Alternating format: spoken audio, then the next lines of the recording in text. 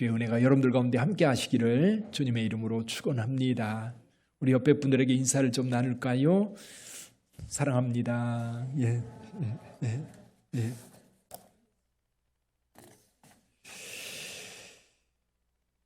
오늘 추수감사절입니다. 1년 동안 우리가 하나님의 은혜 안에 살았어요. 은혜 안에 살다가 오늘 추수감사절로 하나님 앞에 영광을 돌립니다. 오늘 세 가지 감사에 대해서 이야기하려고 해요. 첫째는 범사에 감사하는 거고요. 둘째는 특별한 은혜에 대한 감사하고, 세 번째는 그럼에도 불구하고의 감사예요. 그럼에도 불구하고. 그래서 우리의 삶이 늘 감사로 늘 채워져 있기를 원합니다. 캐나다 한 학자가요, 실험을 했답니다. 평안하게 놀고 있는 쥐가 이제 이렇게 있는데, 거기에 날마다 고양이가 이렇게 지나가도록 만든 거예요. 지나가도록. 그래서 매일 고양이를 지나가게 했습니다. 고양이가 이 쥐들에게 위협을 한 것도 아니고 또 잡아먹으려고 괴롭히는 것도 아닙니다. 그런데 한 일주일쯤 지난 다음에 이 쥐를 잡아서 내장을 열어봤더니요, 위장에 피멍이 들어있고 심장은 거의 멈출 정도로 망가져 있었다는 겁니다. 고양이가 단지 지나가기만 했는데도 이 쥐들이요, 스트레스를 너무 많이 받은 거예요. 이 스트레스가 오늘날 저와 여러분들에게도 굉장한 고통을 주고 고난을 주는 줄 믿습니다. 이 스트레스의 대가라고 하는 한스 셀리라고 하는 사람이 1958년에 이 스트레스로 인하여서 그 노벨 의학상을 받았다고 합니다. 그가 이제 그 고별 강연을 할 때가 있었다고 그래요. 하버드 대학의 강당에서 이제 고별 강의를 다 끝나고 이제 나가는데 한 젊은 학생이 가로막아 서서 이야기를 했다고 그래요. 요즘 스트레스가 만빵인 시대에 우리가 살고 있는데, 이 스트레스 상황 속에서 우리가 어떻게 살아야만 살 수 있습니까? 라고 물었다고 해요. 그랬더니 그 사람 뭐라고 대답했겠습니까? 감사하십시오. 그래요. 스트레스 상황 속에서 우리가 살아갈 방법은 한 가지입니다. 감사하는 거예요. 현대인들 스트레스 너무 많이 받으며 살아갑니다.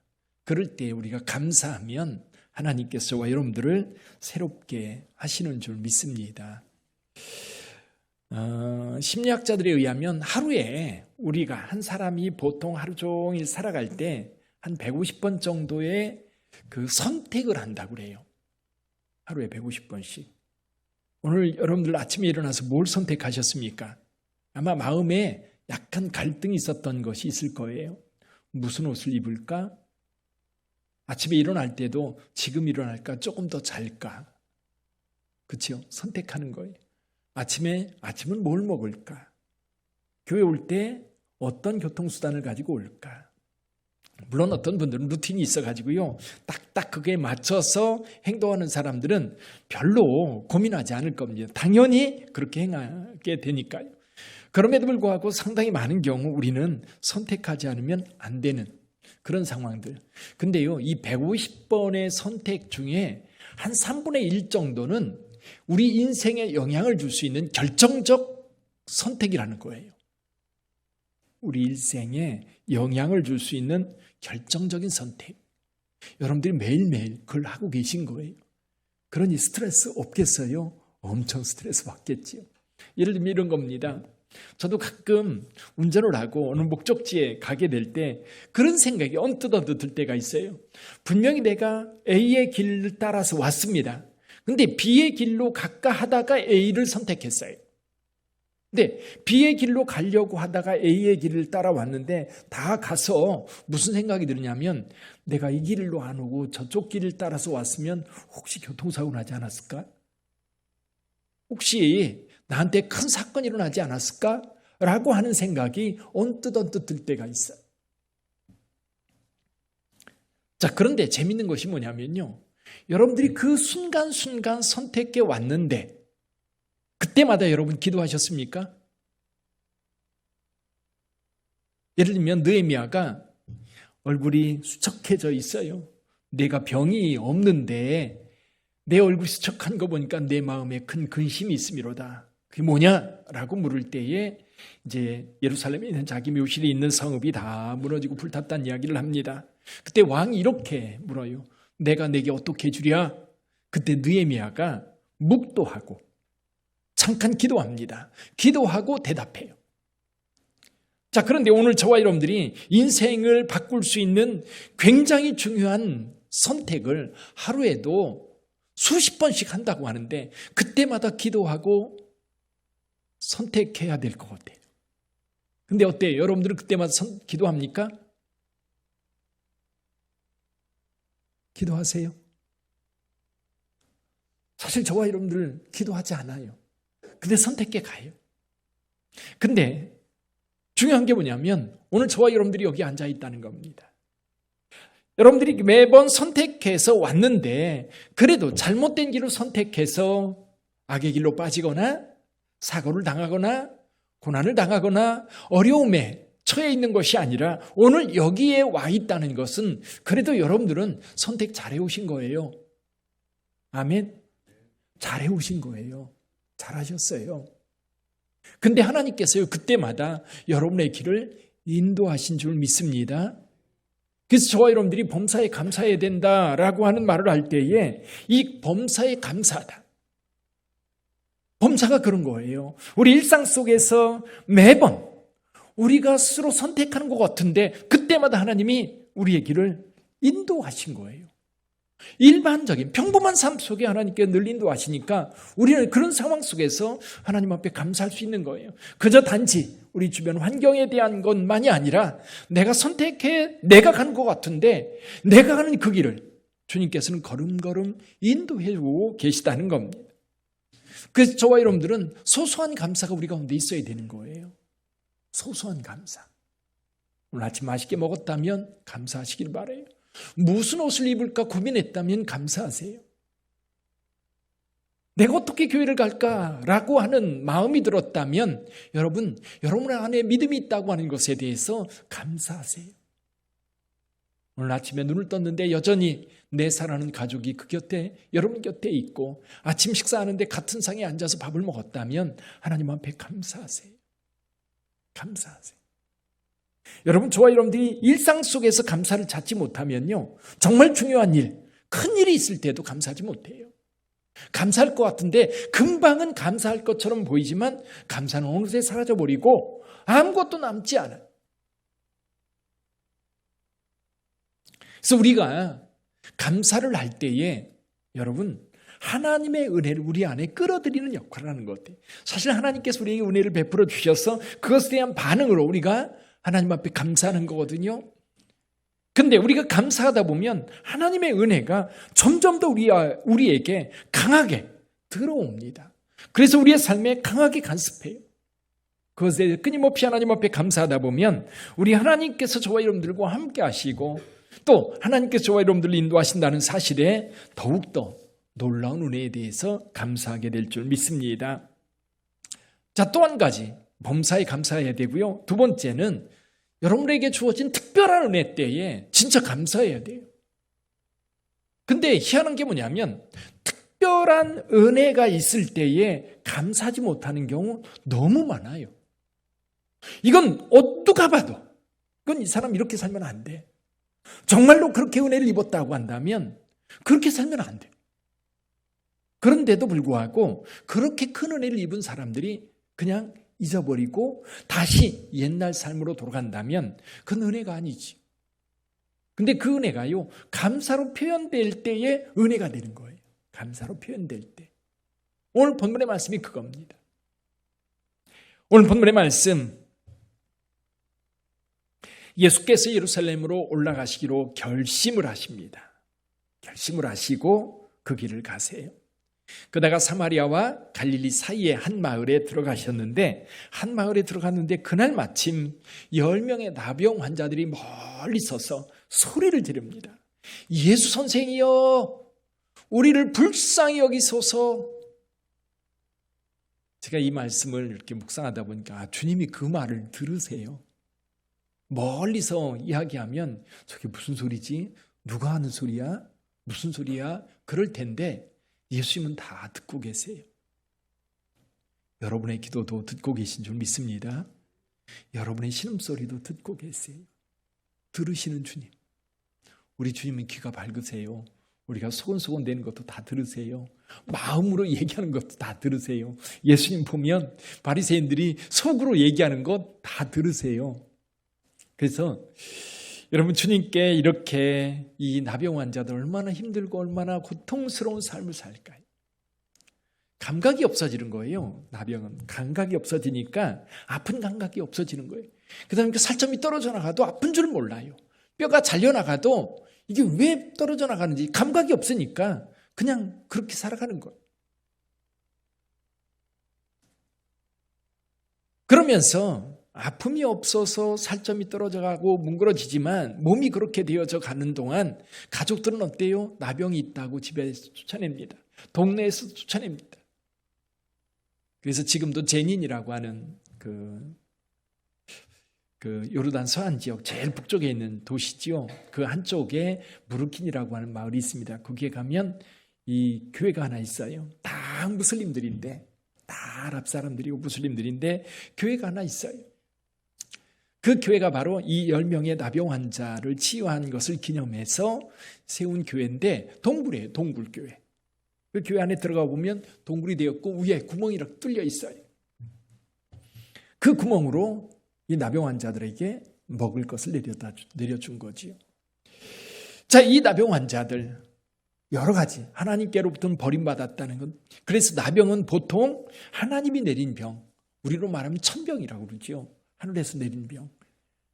그런 육체적으로 또 사회적으로 영적으로 피폐져 있는 그들, 멀리 서서 예수님께 가까이 하지도 못하고 외칩니다. 우리를 불쌍히 여기소서. 그때 예수께서 대답하세요. 가서 제사장들에게 보이라. 자, 이미 나병이 들렸기 때문에 제사장들에게 갈 때에는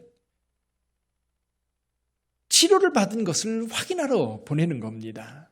레위기에 보면 나병에 대해서 자세하게 이제 기록을 해놨는데, 사람들의 피부에 이제 피부병이 생기면 제사장에게 가서 보여야 돼요. 보여서 이게 나병인지 아닌지, 이것이 나을 건지 안 나을 건지 확인을 받아서 나병이라고 확진이 되면 이제 동네에서 추방을 당하게 되고 나병 환자들이 모여 사는 그곳에 들어갈 수밖에 없습니다. 그렇다면 여기 10명의 나병 환자들은 이미 나병 환자이기 때문에 여러분, 나병이 있는지 없는지 확인하러 갈 필요는 없을 것 같아요. 다만 또 한 번 갈 기회가 있다면 이제 병에서 다 놓였으니까, 고침받았으니까 이제 확인하러 가는 거지요. 근데요, 가다가 고침받은 것을 확인했어요. 이 10명이 그들 나름대로의 공동체를 형성했잖아요. 그래서 같이 제사장에게 가는데, 이 나병 환자들은요, 특이한 게 뭐냐면 예수께서 그렇게 말씀하실 때 즉시 행동에 옮겼다는 거예요. 그 멀리서 예수님께 제사장에게 가서 보여라 그랬더니, 왜요? 지금요? 그렇게 묻지 않았다는 거예요. 왜 지금 가야 되느냐고, 왜 가야 되느냐고 묻지 않고 행동으로 옮겨요. 이게 순종하는 거지요. 여러분, 주님이 말씀하실 때 아멘 하는 자에게 복이 있는 줄 믿습니다. 주님께서 말씀하실 때 그냥 아무런 반응이 없는 게 아니라 거기에 반응해서 움직일 때에 우리 안에 역사가 일어나는 거예요. 가는데 옆에 친구의 얼굴을 보니까 얼굴이 달라졌어요. 어떻게 달라졌어요? 모든 병의 근원들이 다 사라져버리고 얼굴이 뽀얗게 변해 있었던 겁니다. 그럼 나만 장군이 요단강물에 7번 들어갔다 나왔을 때 어떻게 변했어요? 그 살이 어린아이 살같이 되었다고 그랬어요. 나병은 피부병이거든요. 그리고 이제 감각이 죽어가는 그런 병인데, 얼굴을 보니까 금방 알 수 있는 거예요. 뭐야? 당신 얼굴 왜 그래? 서로가 그러는 거예요. 10명이 서로가 얼굴을 바라보면서 나병에서 다 고침받았다는 사실을 서로 확인할 수 있었어요. 그때 여러분들이 그 자리에 있었다면 그들의 모습에 그들이 완전히 미친 자처럼 뛰었을 거예요. 미친 자들처럼 정말 얼마나 기쁘고 얼마나 행복했을까. 여기 한 사람이 큰 소리로 하나님께 영광 돌렸다. 다른 사람들은 소리 안 질렀을까요? 아마 환호성을 질렀을 거예요. 정말 행복해서 난리가 났을 거예요. 그러면서 그들은 같이 뭔가를 하려고 하지 않고 뿔뿔이 흩어져요. 각자 자기 집으로 갔던 것 같아요. 집에 가서 나 나았어. 이제 나 나았어. 얼마나 행복하고 얼마나 기뻤을까. 그런데요, 지금 이 병이 어떻게 해서 고침받았어요? 여기에는 생각 차이가 있는 것 같아요. 한 사람은 이건 분명히 예수께서 고쳐주셨다. 제사장에게 가서 보여라라고 할 때 이미 고침받았기 때문에 가라고 한 거 아닐까. 그래서 한 사람은 돌이켜 예수님에게로 달려왔습니다. 그리고 무릎을 꿇고 감사했다 그랬어요. 문제는요, 9명이에요. 나머지 9명. 저와 여러분들이 살면서도요, 그런 은혜를 입을 때 얼마나 많아요. 끔찍한 교통사고를 당했는데 아무렇지도 않아요. 그때 하나님 감사합니다. 하나님 정말 감사해요. 근데 내일이면 또 다 잊어버려요. 그러다 언뜻 생각하죠. 언뜻. 여러분, 그거에 대한 감사함이 없으면 내일에 바쁜 거예요. 감사함이 없으면 내일에 그저 바빠가 쫓아다니다 보면 하나님의 은혜는 어디 간지 없어져 버리고 하나님을 의지하는 이 믿음은 사라져 버리는 거예요. 제가 깨달은 게 그거예요. 이렇게 큰 사건으로 하나님 앞에 은혜를 입었으면 제 생각에는 10명 다 예수님께 쫓아와가지고 이 일동차렷 그리고 엎드려 경배합니다 하면서 찬양을 했을 것 같은데 안 그래. 목회를 하면서 제일 힘든 것 가운데 하나가 그겁니다. 분명히 그분이 정말 믿음으로 정말 하나님 앞에 은혜를 입었어요. 누가 봐도 저 집사님은 진짜 은혜를 입었구나. 저 집사님 진짜 하나님께 복을 받았구나. 자기도 알아요. 주변 사람들 다 알아요. 근데 교회에서 시험 들었대요. 근데 교회에서 믿음을 따라가는 게 아니라 엉뚱한 길로 가요. 너무 많이 봐요. 그래서 생각해 봤어요. 하나님께서 10명에게 은혜를 베풀면 그 중에 9은 딴 길로 가고 1명 정도 하나님 앞에 돌아와서 하나님 감사합니다. 변화된 삶을 살더라는 거지. 여러분은 어떠세요? 최근 한번 생각해 보세요. 아니 2023년 올해만 생각해 보세요. 올해 여러분들의 삶에 어떤 일이 벌어졌습니까?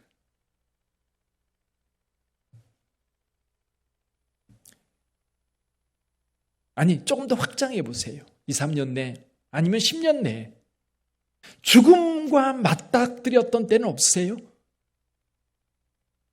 교통사고라든지 질병이라든지 정말 자녀 때문에 정말 가슴이 꽉 막혀서 더 이상 어떻게 행동할 수 없는 그런 지경에까지 처했던 때가 여러분 모두에게 한두 번씩은 있었을 거예요.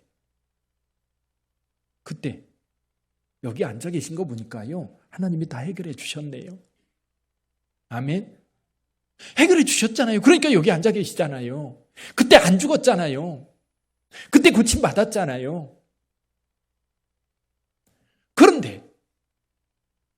근데 그게 내게 별일이 아니에요. 금방 까맣게 잊어버려요. 여러분, 여기 달려와서 예수님 앞에 무릎 꿇었던 이 사람 평생 잊겠어요? 평생 예수님을 찬양하면서 예수 이름 전하면서 내가 나병 환자였는데, 내가 무뚝병 환자였는데 예수님이 나를 고쳐줬다고 얼마나 쫓아다니면서 이야기하겠어요. 근데 나머지 9명은요 그런 얘기 안 해요. 감사가 없으면요 얘기 안 해요. 이 교회에서도 보면 저분이 저렇게 살 게 아닌데, 저분 저렇게 살다가 또 어려움을 당하면 어떡하려고. 의외로 그런 분들이 많아요. 감사해야 되는데 그러면 그 감사가 내 삶의 능력이 되니까요. 정말 신나요. 정말 행복해요. 내 삶을 다 드려도, 내 목숨까지 하나님 앞에 드려도 아깝지 않아요. 주님 앞에 헌금 드리는 게 뭐 그렇게 크게 문제가 돼요? 주일날 와서 교회에 섬기는 일이 뭐 그렇게 문제가 돼요? 하나님이 주신 은혜는 정말 정말 큰데, 나를 구원해 주신 것 뿐만 아니라 일상 속에도 이렇게 크게 은혜를 베풀어 주실 때가 정말 정말 많거든요. 정말 많아요.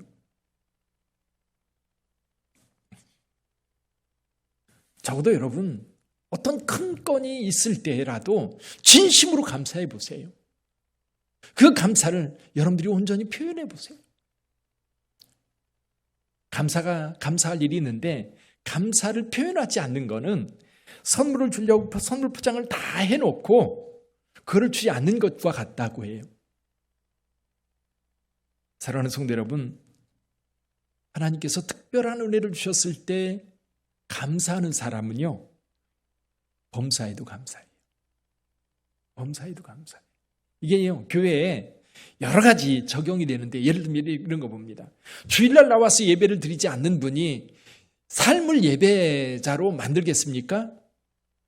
여러분, 우리가 모여서 기도하지 않는데, 모여서 기도하지 않는 사람이 혼자 기도 잘할 수 있을까요? 그래서 수도원에서요, 공동수도, 그러니까 같이 공동체를 이루어 거기 수도 생활을 하지 않았던 사람은 독수도사의 자격이 없다고 그래요.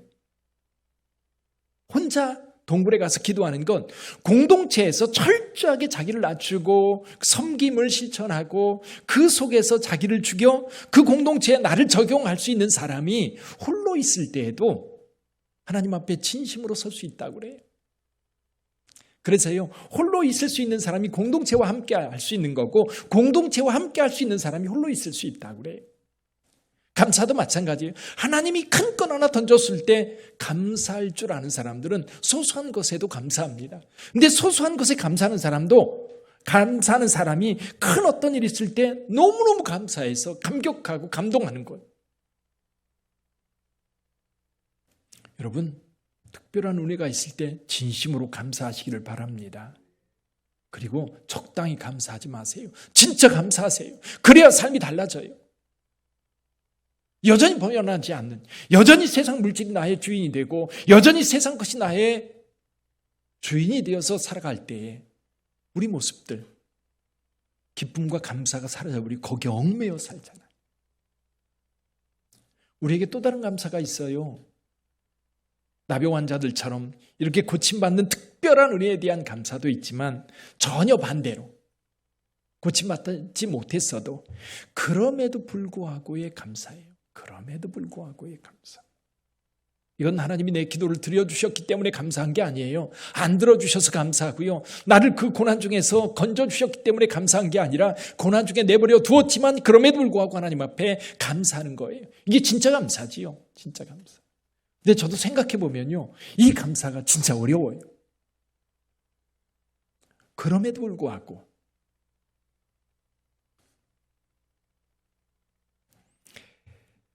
존 버녀는 1661년에 수감이 되었습니다. 그전에도 몇 번 경고를 받았었어요. 이 존 버녀는 설교가로 사람들에게 설교를 했는데, 이러면 영국 국교회 성공회로부터 설교권을 허락받지 않은 사람이 설교한다는 것 때문에 여러 차례 설교하지 말라고 경고를 받았음에도 불구하고 계속해서 설교하니까 체포해가지고 감옥에 가뒀어요. 감옥에 갇혀 있는데 냄새나죠, 축축하지요, 어둡지요, 좁지요. 너무너무 힘든 거예요. 그래서 하나님 앞에 기도했답니다. 오 주여, 제발 제게 자유를 주세요.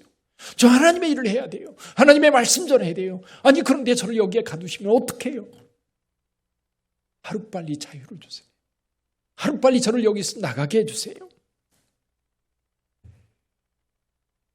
그렇게 감옥에 갇힌 채 시간 낭비하는 게 너무너무 힘들었다는 거예요. 그래서 얼마나 하나님 앞에 부르짖어 기도했는지.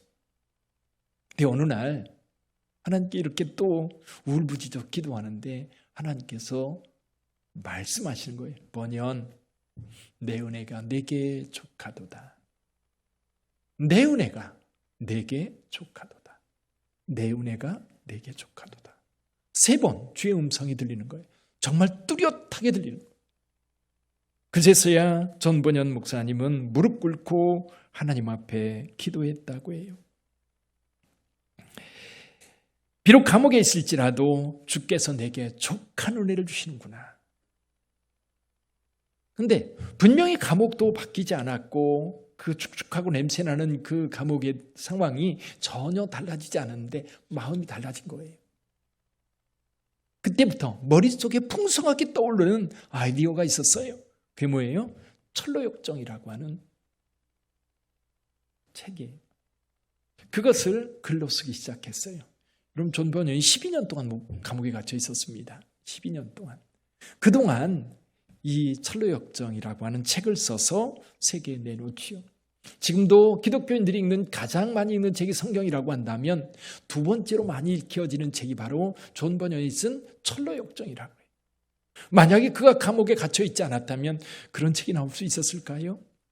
우리가 지난번에 사도 바울의 여정을 수요일날 공부하고 있는데 바울이 이 저만한 귀신 여종을 고쳐주었다는 것 때문에 매맞고 죽도록 두들겨 맞고 감옥에, 저 깊은 지하 감옥에 갇힙니다.